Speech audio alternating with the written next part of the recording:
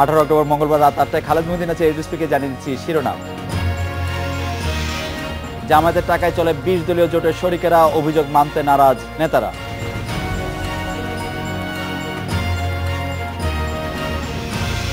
$10 টাকার চালে অনিয়ম, ছাড় পাবেন না জনপ্রতিনিধিরা, 44 ডিলারের লাইসেন্স বাতিল। হাইকোর্টে বাতিল ভ্রাম্যমাণ আদালতের সাজা, ইউএনও ওসির হবে বিচার বিভাগীয় তদন্ত।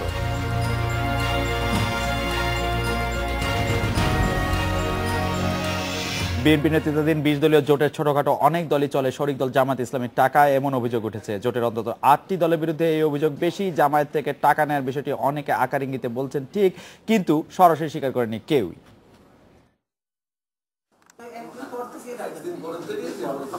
বিএনপি নেতৃত্বাধীন 20 দলীয় জোটের অনেকগুলো দল নাম সর্বস্ব, সাংগঠনিকভাবে দুর্বল, আর সারা দেশে কমিটিও নেই।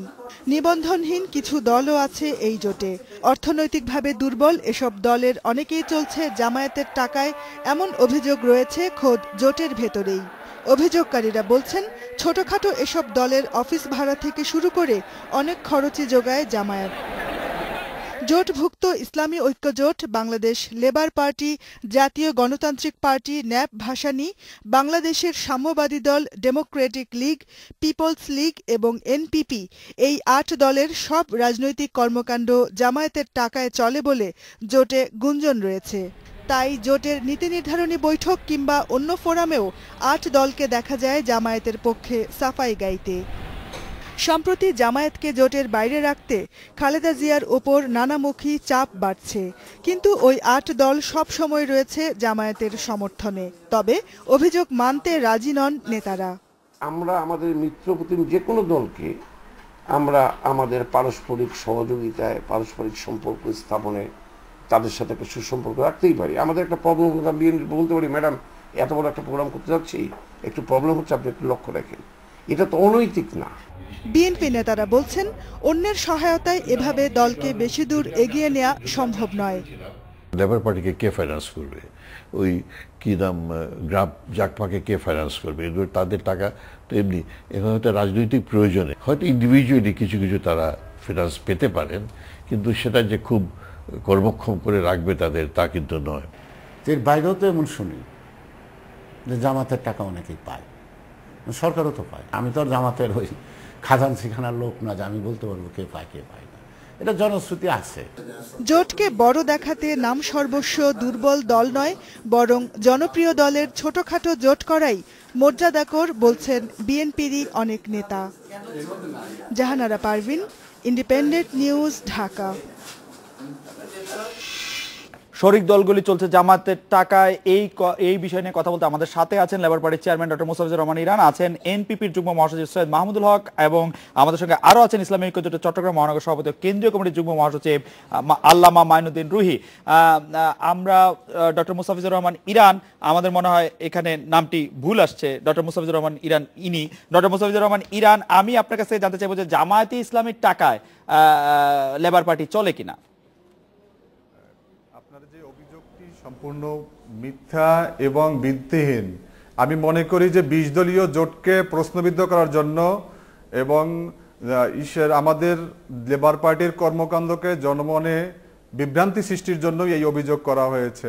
আমরা মনে করি না যে কোনো দলের নিজস্ব টাকায় অন্য কোনো দল চলতে পারে, বরঞ্চ এই সরকার জামাত ইসলামের টাকায় চলছে। আপনি জানেন যে ইসলামী ব্যাংক থেকে ইতিমধ্যে কোটি কোটি টাকা প্রধানমন্ত্রী নিজে গ্রহণ করছে চেকের মাধ্যমে।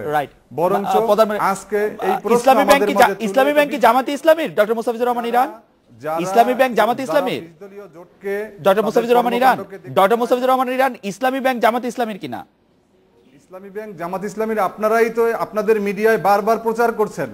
আপনাদের মতো জাতীয় একটা টিভি চ্যানেলে আজকে যেই বিষয় নিয়ে আলোচনা হচ্ছে, আমি মনে করি এটা হাস্যকর। এটা একটা জাতীয় টিভি চ্যানেল দ্বারা মানায় না, কেননা এরকম একটা জনশ্রুতিপূর্ণ এবং না না না না সেই জন্যই তো জামাতে ইসলামীর টাকায় আপনারা চলছেন কিনা সেটি আপনাদের কাছে প্রশ্ন করা হচ্ছে, আপনারা তার জবাব দিচ্ছেন। আপনি বলছেন যে চলছে না, তাই তো? আপনারা যেই সূত্র কথা বলছেন এটা একটা জনশ্রুতির কথা বলছেন। আপনাদের কাছে যদি কোনো প্রমাণ থাকে আপনারা উপস্থাপন করুন। আমাদের বিরুদ্ধে যদি কোনো প্রমাণ থাকে আমরা মেনে নেব, কিন্তু কোনো দলের বিরুদ্ধে, কোনো ব্যক্তির বিরুদ্ধে এটি তো কোনো কোনো অভিযোগ, না, এটা কোনো জাতীয় কোনো না, না, টিভি এটি চ্যানেল তো করতে পারে না। ডক্টর মোস্তাফিজুর রহমান ইরান, এটি তো কোনো অভিযোগ না। জামাত ইসলামী টাকা নিলে অসুবিধা কি? আমার বন্ধুর কাছ থেকে তো আমি টাকা নেই।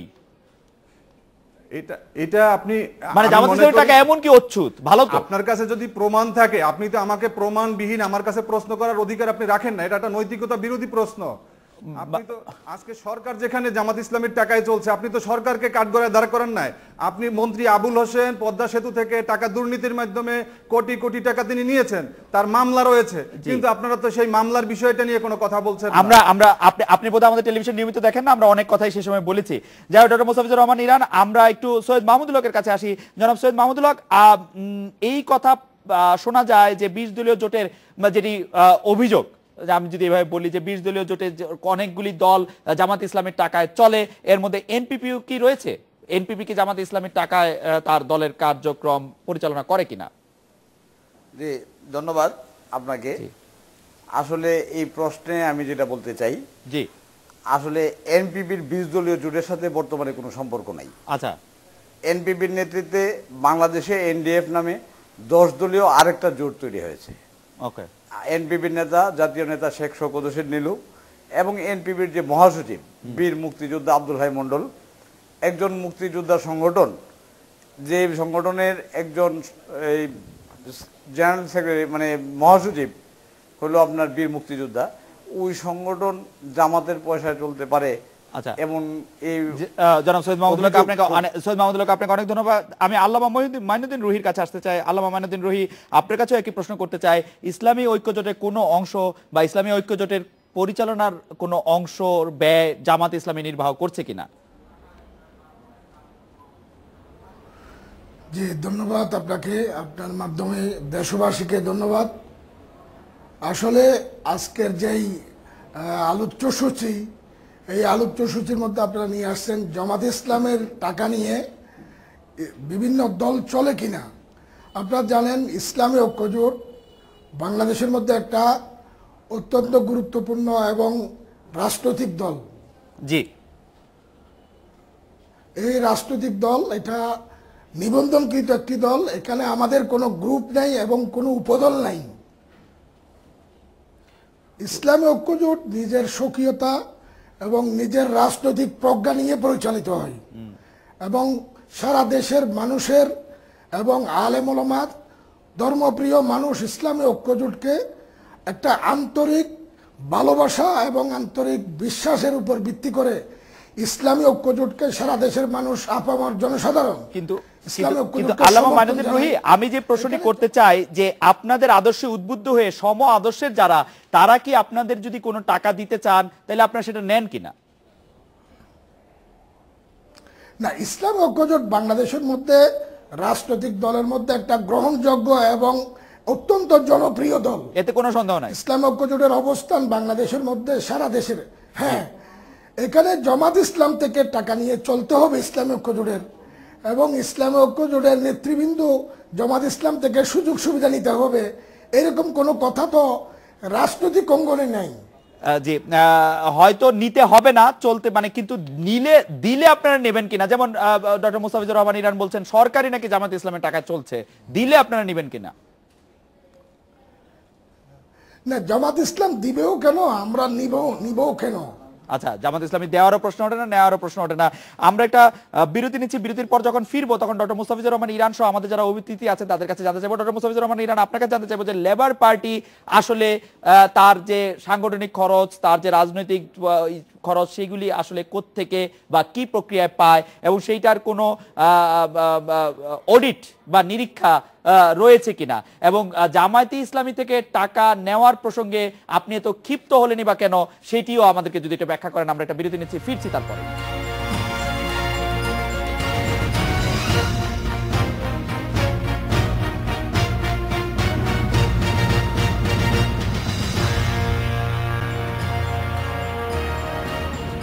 ডক্টর মোস্তাফিজুর রহমান ইরান, আপনার দলের যে আয়ের উৎস বা আপনার যে রাজনৈতিক বা সাংগঠনিক কাজকর্ম যে ব্যয়, সেটি আসলে কোত্থেকে আপনারা সংস্থান করে থাকেন? আসলে মহিউদ্দিন ভাই, আপনাকে ধন্যবাদ। বাংলাদেশ লেবার পার্টি একটি গণতান্ত্রিক, একটি উদার রাজনৈতিক দল। বাংলাদেশ লেবার পার্টির সারা দেশের 44টি জেলাতে আমাদের সংগঠন রয়েছে। আসলে একটা কথা আছে যে নিষ্ফলা গাছে বান্দর নাচে না। বাংলাদেশ লেবার পার্টি নিয়ে বিভিন্ন পত্রিকা, আপনাদের টিভি চ্যানেল যেই কৌতূহলী কথা আসছে, আমি মনে করি যে এটা লেবার পার্টির অগ্রযাত্রার জন্য আরো কল্যাণ বয়ে আনবে। কেননা আপনি জানেন যে এই সুন্দরবন ইস্যু নিয়ে আমরা সারা বাংলাদেশের মহানগরগুলোতে কাজ করছি। আমরা ইতিমধ্যে ঢাকা, নারায়ণগঞ্জ, গাজীপুর, সিলেট, চট্টগ্রামের প্রোগ্রাম শেষ করেছি। আগামী 20 তারিখে বরিশাল, 22 তারিখে খুলনা, 30 তারিখে রাজশাহী। যার কারণে যারা লেবার পার্টির অগ্রযাত্রাকে সহ্য করতে পারে না, তারা ভিত্তিহীন বিষয় নিয়ে প্রশ্ন তুলেছে। বাংলাদেশ লেবার পার্টির নেতা কর্মীদের মাসিক কি বলে চাঁদার উপরে নির্ভর করে চলছে। লেবার পার্টির সুদী এবং পৃষ্ঠপোষকদের টাকায় লেবার পার্টি চলছে। ইরান ভাই, আপনাদের এখানে রেজিস্টার্ড আপনার সমর্থক বা আপনারা কতজন লেবার পার্টির সমর্থক রয়েছেন রেজিস্টার, যারা চাঁদা দেন নিয়মিত? আমাদের নির্ধারিত আমাদের 44টা জেলা এবং 200-র উপরে আমাদের থানাতে কর্মকাণ্ড রয়েছে। আপনি জানেন যে বিগত 5ই জানুয়ারির আন্দোলনের আমাদের সারা দেশে 7 শতাধিকের উপরে নেতাকর্মী গ্রেপ্তার হয়েছেন এবং হামলা মামলার শিকার হয়েছে। আমি নিজে গ্রেপ্তার হয়েছি। রাইট, মোট কতজন আছেন যারা আপনাদের সমর্থক রয়েছেন বা দলের রেজিস্টার্ড বা নিবন্ধিত কর্মী রয়েছেন যারা চাঁদা দেন? আপনি কোন দলেরই কোন নিবন্ধিত সংখ্যা মেপে কোন কর্মীর সংখ্যা দিতে পারবেন না। লেবার পার্টির ওইরকম একটা গণতান্ত্রিক দল। এদেশে যারা লেবার পার্টির ধর্মকর্ম সাম্যবাদের আলোকে যারা আমাদের চিন্তা চেতনা বাস্তবায়ন করতে আমাদের সহযোগিতা করছে, তারাই আমাদেরকে আর্থিকভাবে সহযোগিতা করছে বিভিন্ন ইস্যুর ভিত্তিতে। ইরান ভাই, আপনাকে ধন্যবাদ। সৈয়দ মাহমুদুল হকের কাছে জানতে চাইবো যে সৈয়দ মাহমুদুল হক, আপনারা যখন 20 দলীয় ঐক্য জোটের মধ্যে ছিলেন, তখন কি কোনো না কোনো ভাবে জামায়াতে ইসলামী বা বিএনপি আপনাদেরকে কোনো রকম কোনো অর্থ সাহায্য বা সহযোগিতা বা বন্ধুত্বের হাত বাড়িয়ে দিত কিনা, এরকম জানাব সৈয়দ মাহমুদুল হক? জি, আসলে জোট প্রক্রিয়ায় আমরা যখন বিএনপি জোটের সাথে ছিলাম তখনও না এবং বর্তমানেও আসলে জামাতের কাছ থেকে বা জামাতের অর্থায়নে আমাদের রাজনৈতিক সংগঠন ন্যাশনাল পিপলস পার্টি এনপিপি চলার কোনো প্রশ্নই আসে না। এটা একটা অবান্তর। আসলে এমন কোনো প্রমাণ হয়তো বাংলাদেশের কোনো মিডিয়া অথবা কোনো ধরনের যে যারা এই দায়িত্বে আছেন তারা কেউ দিতে পারবেন না। আল্লামা মাইনুদ্দিন রুহি, আপনার কাছ থেকে আমি একটি গুরুত্বপূর্ণ বিষয়, আপনাদের রাজনৈতিক গুরুত্বপূর্ণ বিষয় একটু জানতে চাইছিলাম, যে সেটা হলো এই মুহূর্তে থেকে 2019 সালে যখন নির্বাচন হওয়ার কথা, তখন নির্বাচন হলে আপনারা জাতীয় নির্বাচন, যেটি জাতীয় সংসদ নির্বাচন, তাতে অংশগ্রহণ করবেন কিনা আল্লামা মাইনুদ্দিন রুহি, নাকি সেটি 20 দলীয় জোটের সিদ্ধান্ত? ইসলামী ঐক্য জোট, জি, ইসলামী ঐক্য জোট একটা বাংলাদেশের বৃহত্তর রাজনৈতিক দল এবং আমরা গণতান্ত্রিক প্রক্রিয়ায় দেশে ইসলামী হুকুমত এবং ইসলামী তাহজিব তামাদ্দুন মতো সারা দেশ পরিচালনা করার লক্ষ্যে আমরা সারা দেশে কাজ করে যাচ্ছি। গণতান্ত্রিক প্রক্রিয়ায় যদি নাকি নিরপেক্ষ নির্বাচনী পরিবেশ সৃষ্টি হয়, আমরা অবশ্যই নির্বাচনে যাব এবং আমরা সারা বাংলাদেশের প্রত্যেকটা জেলায় এবং প্রত্যেকটা আসনে আমাদের প্রার্থী থাকবে। এটা আলোচনার ভিত্তিতে আমাদের সংসদীয় কমিটি নির্বাচন করবার জন্য আমাদের প্রার্থীদেরকে মনোনয়ন দেবেন এবং নির্বাচনী কমিটি এটা চূড়ান্ত করবেন। এখন একটি নিরপেক্ষ নির্বাচনের পরিস্থিতি রয়েছে কিনা এই মুহূর্তে? জি, এখন একটি নিরপেক্ষ নির্বাচনের পরিস্থিতি রয়েছে কিনা এই দেশে? নির্বাচন সাধারণ জনগণ, বাংলাদেশের জনগণের কাছে গ্রহণযোগ্য হওয়ার মতো নির্বাচন দেয়া এটা সরকারের দায়িত্ব। জি, এই পরিস্থিতি এখন রয়েছে কিনা? নির্বাচন, এই পরিস্থিতি এখন রয়েছে কিনা? 5 জানুয়ারিতে নির্বাচন হয়েছে, এটা বাংলাদেশের জনগণ এবং আন্তর্জাতিক পরিমণ্ডলে বাংলাদেশের নির্বাচনটা গ্রহণযোগ্য হয় নাই এবং এটা নিয়ে বাংলাদেশের দারুণ ভাবমূর্তি ক্ষুণ্ণ হয়েছে। মাওলানা রুহি, এখন নির্বাচনের যে পরিস্থিতি সেটার কোনো উন্নতি হয়েছে কিনা? নিরপেক্ষভাবে জি, এখন উন্নতি হয়েছে কিনা, মানে এই মুহূর্তে নির্বাচন বর্তমান সরকারের অধীনে একটা নিরপেক্ষ গ্রহণযোগ্য নির্বাচন হওয়ার ব্যাপারে আমাদের সংশয় রয়েছে। মুস্তাফিজুর রহমান ইরান, আপনি কি মনে করছেন যে এখন নির্বাচন হলে লেবার পার্টিতে তাতে অংশ নেবে কিনা, নাকি সেটি 20 দলীয় ঐক্য জোটের সিদ্ধান্তের ব্যাপার? দেখুন, একটা নির্বাচনের জন্য যে নির্বাচন কমিশনের প্রয়োজন সেটি বর্তমানে বাংলাদেশে বলবৎ নেই। আমরা মনে করি যে একজন সর্বদল সম্মতভাবে এবং সবাইকে নিয়ে বসে একটা নতুন উদ্যোগ নিয়ে একটা সুষ্ঠু এবং গ্রহণযোগ্য নির্বাচনের জন্য একটা স্বাধীন একটা নির্বাচন কমিশন দরকার, এবং এটা আমরা শুধুমাত্র প্রতি 5 বছর মেয়াদ শেষে করার জন্য নয়, আমরা একটা স্থায়ী কমিশনের জন্য আমরা দাবি জানিয়েছি। এটা স্থায়ী নির্বাচন কমিশন, এবং সেটি হলে তারপর আপনার নির্বাচনে অংশ নেবেন। সৈয়দ মাহমুদুল হক, আপনার নির্বাচনে অংশ নেবেন কিনা? জি, আমরা ন্যাশনাল পিপলস পার্টি এবং এনডিএফ থেকে 300 আসনে আমরা নির্বাচনে অংশগ্রহণ করার প্রস্তুতি। আপনার নির্বাচনে অংশগ্রহণের জন্য প্রস্তুত আছেন। ডক্টর মোস্তাফিজুর রহমান ইরান, আমি একটু অন্য প্রসঙ্গে আসি। সেটি হচ্ছে যে জামায়াতে ইসলামীর 20 দলীয় ঐক্য জোটে থাকার আর কোনো দরকার রয়েছে বলে আপনি মনে করেন কিনা? এখন জামাত ইসলামী 20 দলীয় জোটে থাকবে কি থাকবে না, তাদের থাকার অবস্থা আছে কিনা, এই সিদ্ধান্তটা একান্ত জামাতকেই নিতে হবে। আপনাদের আসলে আপনারা চান কিনা ডক্টর ইরান, আপনি চান কিনা? লেবার পার্টি চায় কিনা? লেবার পার্টিকে নিয়ে চিন্তা করে, লেবার পার্টি জামাত ইসলাম বা বিএনপি কে নিয়ে চিন্তা করে না। আমি আমার দলের লেবার পার্টি কি 20 দলীয় জোট নিয়ে চিন্তা করে না? লেবার পার্টি জোটকে নিয়ে চিন্তা করে, কিন্তু জামাত বা বিএনপি কে নিয়ে চিন্তা করছে না। তো জোটের মধ্যে তো জামাত আছে, সেই জন্য জানতে চাইলাম ডক্টর ইরান। এখন জামাত জোটে থাকার জন্য যদি তাদের পরিবেশ পরিস্থিতি তারা প্রয়োজন মনে করে তারা থাকবে। জামাত অবশ্যই প্রয়োজন মনে করছে, লেবার পার্টি প্রয়োজন মনে করছে কিনা? আমি এই প্রশ্ন জবাব এভাবে আমি দিতে চাই না, কেননা আমার লেবার পার্টির সংগঠন সমস্ত দায়িত্বশীলরা যদি মিলে কোনো সিদ্ধান্ত নেয় সেটা আপনাদেরকে আমি জানাতে পারি। ডক্টর ইরান, আপনি কিভাবে দিতে চান এই প্রশ্নের জবাব? লেবার পার্টি জামাত ইসলামীকে 20 দলীয় জোটে চায় কিনা? আমি এটা বলার মতো আমার অবস্থান আমি মনে করি না এই মুহূর্তে আমার আছে, কেননা আমার লেবার পার্টির সবার সম্মতি নিয়ে আমি লেবার পার্টির প্রতিনিধিত্ব করি। এখন লেবার পার্টি নিয়ে আপনাদের দলের মধ্যে কোনো আলোচনা হয়েছে কিনা? আমার দলের ভিতরে জামাত নিয়ে বা বিএনপি নিয়ে বা অন্য কোনো ইসলামী ঐক্যজোট নিয়ে কোনো আলোচনা হয়নি। কারণ জামায়াত বা বিএনপি বা ইসলামী ঐক্যজোট আসলে আপনাদের কাছে কোনো কিছু আলাদা মানে তৈরি করে না, তাদের শক্তি আপনাদের কোনো রকম কোনো দরকার তৈরি করে না। আমরা দেশ এবং জাতির প্রয়োজনে দেশ বাঁচাও আন্দোলনের জন্য, মানুষ বাঁচাও আন্দোলনের জন্য বিএনপির জোটে শরিক হয়েছি। একত্রে আন্দোলন এবং সরকারের এই দুঃশাসন থেকে দেশবাসীকে মুক্তির জন্য আমরা রাজপথে অবস্থান নিয়েছি। এতে জামাত বিএনপি যেই থাকুক আপনাদের কিছু আসে যায় না? আমাদের কিছু যা আসে না। আচ্ছা, আল্লামা মাইনুদ্দিন রুহি, আপনাদের অবস্থান কি? আপনারা মনে করেন কিনা যে 20 দলীয় জোটে জামাতের থাকা দরকার? আপনি মনে করেন কিনা যে আপনাদের যেটাকে বলে আদর্শের সঙ্গী হিসেবে জামাত ইসলামের থাকার প্রয়োজন রয়েছে? মাওলানা রুহি। না, আমি আপনার প্রথমে আমাদের আদর্শের সঙ্গী বলছেন যে এটাই আমি কথাটাই আমি গ্রহণ করতে পারছি না। কারণ প্রত্যেক দল, রাজনৈতিক দল, গণতান্ত্রিক দল, এগুলা যার যার আদর্শ এবং যার যার আদর্শ নিয়ে তারা চলে। আমাদের আদর্শ জামাতের আদর্শের মধ্যে ঐক্য আছে, বা আমাদের আদর্শ জামাতের আদর্শ, এটা ঠিক না। আমাদের আদর্শ আমাদের নিজস্ব, জামাতের আদর্শ জামাতের নিজস্ব। এবং জামাত কি 20 দলীয় জোটে থাকবে কি থাকবে না, এটা একান্ত জামাতের বিষয়। আপনারা চান কিনা? মাওলানা রুহি, আপনি চান কিনা? আমি এটা সিদ্ধান্ত নেব। আপনি চান কিনা? আমরা তো নিজেরাই, আমরা তো 20 দলীয় জোটের মধ্যে এখন নাই। আমি জামাত থাকবে কি থাকবো না চাই, এটা চাওয়ার চাইলেও কিছু আসে না। আপনি জামাতের সাথে আলাদা কোনো জোট করলে করবেন কিনা?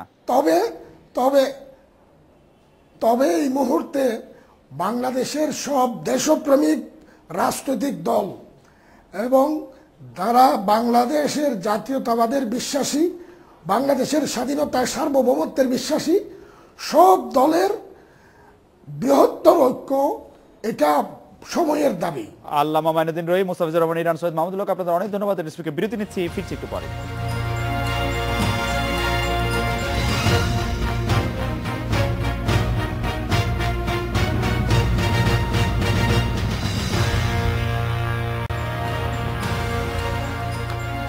জনপ্রতিনিধি থেকে ডিলার 10 টাকা কেজি দরে চাল বিক্রি প্রকল্পে কেউ অনিয়ম করলে কড়া ব্যবস্থা নেওয়া হবে। অভিযুক্ত যে দলেরই হোক না কেন রেহাই পাবে না, এমন হুঁশিয়ারি দিয়ে খাদ্যমন্ত্রী কামরুল ইসলাম জানিয়েছেন এই প্রকল্পে অনিয়মের অভিযোগে এ পর্যন্ত 44টি ডিলারশিপ বাতিল করা হয়েছে।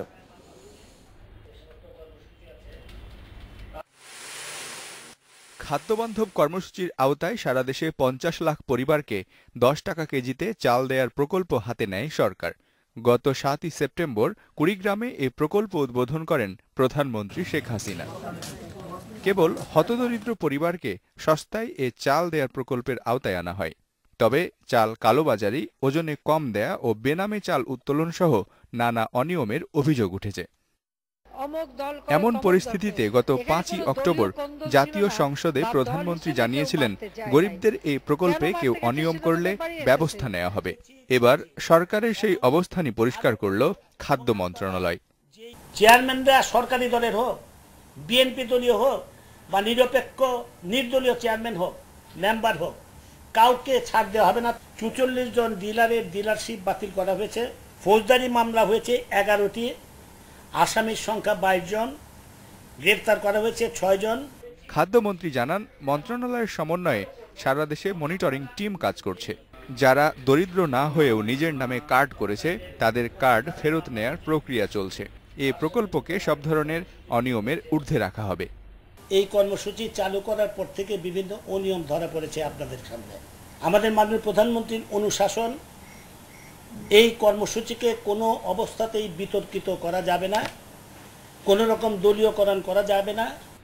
সংবাদ সম্মেলনে জানানো হয়, অনিয়মের অভিযোগে নালিতাবাড়ী ও নান্দাইল উপজেলা খাদ্য নিয়ন্ত্রককে বদলি করা হয়েছে। সরিষাবাড়ী ও মেলান্দহের গুদাম কর্মকর্তার বিরুদ্ধে নেওয়া হয়েছে ব্যবস্থা। Mizanur Rahman, independent News, Dhaka. 10 টাকার চালে অনিয়ম নিয়ে কথা বলতে আমাদের সাথে আছেন বগুড়া থেকে উত্তরাঞ্চল প্রধান হাসিবুর রহমান এবং খুলনা থেকে সহকর্মী অভিজিৎ পাল। বিলু ভাই, চাল বিক্রি প্রকল্পে কি ধরনের অনিয়ম বেশি দেখা যাচ্ছে, যে কারণে 44টি ডিলারশিপ বাতিল করা হয়েছে, 40টি ডিলারশিপ বাতিল করা হচ্ছে বলে খাদ্যমন্ত্রী কামরুল ইসলাম বলছেন, এবং তিনি সতর্ক করে দিয়েছেন যে কারো বিরুদ্ধে ব্যবস্থা নেওয়া হবে। কি ধরনের অনিয়ম আসলে বেশি হচ্ছে বিলু ভাই? খালেদ ভাই, আপনাকে একটা বিষয় জানি না, এই নীতিমালার কিন্তু একটা মুখ্য শর্ত ছিল যে যারা লাভজনক পেশার সাথে আছে তারা এই সুবিধাটা নিতে পারবে না। কিন্তু বগুড়ায় আমি যেটা দেখেছি, বিশেষ করে যারা ডিলারশিপ নিয়েছেন তারা হলো সরকারি দলের লোকজনের হয় আত্মীয় স্বজন অথবা সরাসরি সরকারি দলের সাথে আছে এবং পেশা আছে তাদের। যেমন আমি গাবতলীর একটা কথা যদি বলি, গাবতলীর একজন কলেজের শিক্ষক ডিলারশিপ নিয়েছেন এবং তিনি আমাদের অফিসে এসে বেশ সদম্বেই বলেছেন যে এটা তিনি অন্যায় করেননি। এর বাইরে আমরা আর একটা এলাকার কথা বলি, দুপচাচিয়ার জিয়ানগর ইউনিয়ন, যেখানে হলো যে একজন কলেজ শিক্ষক এই যে চালের যে 10 টাকা মূল্যের যে চাল, এই কার্ড তিনি পেয়েছেন। একজন ধর্নাঢ্য ব্যক্তি যিনি কয়েক লাখ টাকার ব্যবসায় সবসময় রোল করেন, তিনিও এটা পেয়েছেন। 15 বিঘা জমি আছে এমন লোক নিজেকে হতদরিদ্র দাবি করে এই 10 টাকা মূল্যের চাল নিচ্ছে। একটু বোঝার জন্য, যে কলেজ শিক্ষক ডিলারশিপ নিয়েছেন তার ব্যাপারে কি যারা খাদ্য কর্মকর্তা বা ডিসি সাহেবের সাথে আপনার কোনো কথা হয়েছে কিনা? 2 হচ্ছে, যারা আসলে কয়েক লক্ষ টাকা রোল করছে বা 15 বিঘা জমির মালিক, তারা এই 10 টাকা কেজি চাল দিয়ে আসলে করছেটা কি? মানে তাদের কি হচ্ছে, তারা কি আবার বাজারে বিক্রি করে দিচ্ছে বা নিজেরা খাচ্ছে? খালেদ ভাই, একেবারে সরাসরি বাজারে বিক্রি করে দিচ্ছে। এবং এই যে যেহেতু একটু মান নিম্ন, উনি তো ভদ্রলোক কলেজ শিক্ষক, উনি তো আর এই নিম্নমানের চাল খাবেন না, ওনারা বিক্রি করে দিচ্ছেন। এমন কোনো গ্রাহক আপনারা পাবেন না যাদের মধ্যে অন্তত 90% গ্রাহক যারা এই প্রধানমন্ত্রীর এই খুবই ভালো একটা উদ্যোগ যেটা ছিল সেটা সুবিধা নিচ্ছে না, কিন্তু তারা এই চালটা বিক্রি করে দিচ্ছে। আর আপনি যেটা জানতে চেয়েছিলেন, আমি এই বিষয়গুলো সরকারের যারা গুরুত্বপূর্ণ পদে রয়েছেন তাদেরকে আমি জানিয়েছি, কিন্তু তারাও যে খুব বেশি সুবিধা করতে পারছে তা না। কারণ আপনি জানেন যে একেবারে বিসমিল্লাতেই বগুড়ায় কিন্তু গাবতলী উপজেলায় এই ডিলারশিপ নিয়ে খাদ্য কর্মকর্তাকে মারপিট করে তার প্রধানমন্ত্রীর ছবিও ভাঙচুর অবস্থায় পাওয়া গেছে, মারপিট করা হয়েছে, মামলা মোকদ্দমা হয়েছে, কয়েকজন গ্রেপ্তার হয়েছে। এবং একই অবস্থা এই শাহজাহানপুরে বিসমিল্লাতেই একেবারে মাপকে কম দেওয়ার কারণে প্রথম দিনে 1 ঘন্টার মধ্যে একজন গ্রেপ্তার হয়ে তাকে ভ্রাম্যমাণ আদালতে সাজা পেতে হয়েছে। অর্থাৎ বগুড়ায় আপনি আরেকটা বিষয় জানিয়ে রাখি যে মরা মানুষের নামেও কিন্তু এই তালিকাভুক্ত হয়েছেন। যেমন শেরপুরে এক ভদ্র মহিলা মারা গেছেন, তিনিও তালিকাভুক্ত হয়েছেন বলে যে মনিটরিং কমিটি আছেন তারা আমাকে বলেছেন। অর্থাৎ বগুড়ায় শুরু থেকে এখন পর্যন্ত নীতিমালার তোয়াক্কা খুব একটা করে নাই। যারা এই ডিলারশিপ নিয়েছেন তারাও যেমন করেননি, যারা এই সুবিধাটা নিচ্ছেন তারাও এমনটা করেন। বিলু ভাই, আপনাকে ধন্যবাদ। আমি একটু অভিজিতের কাছে খুলনার অবস্থা শুনি। বিলু ভাইয়ের কথা শুনে তো ভয়ই লাগছে অভিজিৎ, মনে হচ্ছে যে গরিবের জন্য যে চাল, সেই চাল থেকেও আমাদের সবারই সুবিধা নিতে হবে। খুলনার অবস্থা কেমন অভিজিৎ? খালিদ, শুরুতে বলে রাখি যে খুলনাতে এই কার্যক্রমটা শুরু থেকেই সমস্যার সৃষ্টি হয়েছে। যখন 7ই সেপ্টেম্বর প্রধানমন্ত্রী সারা দেশে এই কার্যক্রমের উদ্বোধন করেছেন তখন খুলনাতে কিন্তু আসলে এই কার্যক্রমের উদ্বোধন হয়নি। সেপ্টেম্বর মাসের শেষের দিকে এসে এই কার্যক্রমের উদ্বোধন হয় এবং খুলনাতে 68টি ইউনিয়নের মধ্যে এখন পর্যন্ত খাদ্য অধিদপ্তর আমাদেরকে জানিয়েছে তারা মাত্র 56টি ইউনিয়নে এই কার্যক্রম শুরু করতে পেরেছে, আর 12টি ইউনিয়নে এখন পর্যন্ত তারা কোনো কার্যক্রম শুরু করতে পারেনি। আর অনিয়মের যে অভিযোগের কথা এসেছে সেই অনিয়মের অভিযোগ অনেকটা বগুড়ার বিলু ভাইয়ের মতনই সেম। যে সেখানে যারা ডিলারশিপ পেয়েছেন তারা সরকারি দলের নেতাকর্মী থেকে শুরু করে সরকারি দলের নেতাকর্মীদের আত্মীয় পর্যন্ত এবং এলাকার উচ্চ পর্যায়ের ব্যক্তিবর্গরাই এগুলো পেয়েছেন। এবং আরেকটি বিষয় এসেছে যে ডিলার যিনি চাল বিক্রি করার জন্য ডিলারশিপ নিয়েছেন তার নামও রয়েছেন যিনি চাল ক্রয়ের তালিকায়, এরকম অভিযোগ এসেছে। এবং এই অভিযোগে পাইকগাছাতে একজন ডিলারের বিরুদ্ধে মামলা করেছে খাদ্য অধিদপ্তর, এটা আমাদেরকে জানিয়ে নিশ্চিত করেছেন খুলনার খাদ্য নিয়ন্ত্রক মাহবুবুর রহমান খান। এবং তিনি আরও একটি বিষয় বলেছেন যে আমরা খুলনাতে দিঘলিয়াতে 2টি ইউনিয়নে তারা অভিযোগ পেয়েছিলেন, এই অভিযোগের প্রেক্ষিতে 2টি ইউনিয়নের চাল বিতরণ কার্যক্রমটা বন্ধ ছিল এবং তার মধ্যে একটি ইউনিয়নের কার্যক্রম তারা শুরু করেছেন আর আরেকটি ইউনিয়নের কার্যক্রম এখনো পর্যন্ত তারা শুরু করতে পারেননি। আসলে শুরু থেকে এই কার্যক্রমটা নিয়ে খুলনাতে আসলে একটি অনিয়ম রয়েছে এবং খাদ্য অধিদপ্তরের ভিতরে আমরা কিছুটা অসচ্ছল কাজের প্রমাণ পেয়েছি। অভিজিৎ, আপনাকে ধন্যবাদ হাসিবুর রহমান বিলু ভাই, আপনাকে ডিসপ্লিকে বিরতি নিচ্ছে, একটি ফিরছি তারপরে।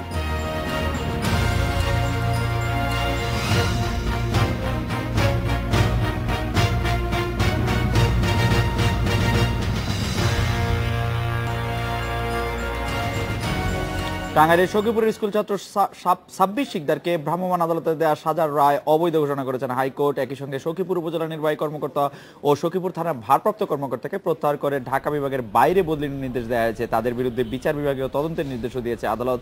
এই স্কুল ছাত্রকে মুক্তির নির্দেশও দেওয়া হয়েছে। মঙ্গলবার হাইকোর্টের বিচারপতি এম এনায়েতুর রহিম ও বিচারপতি আশিস রঞ্জন দাসের সমন্বয়ে গঠিত বেঞ্চ এই আদেশ দেন।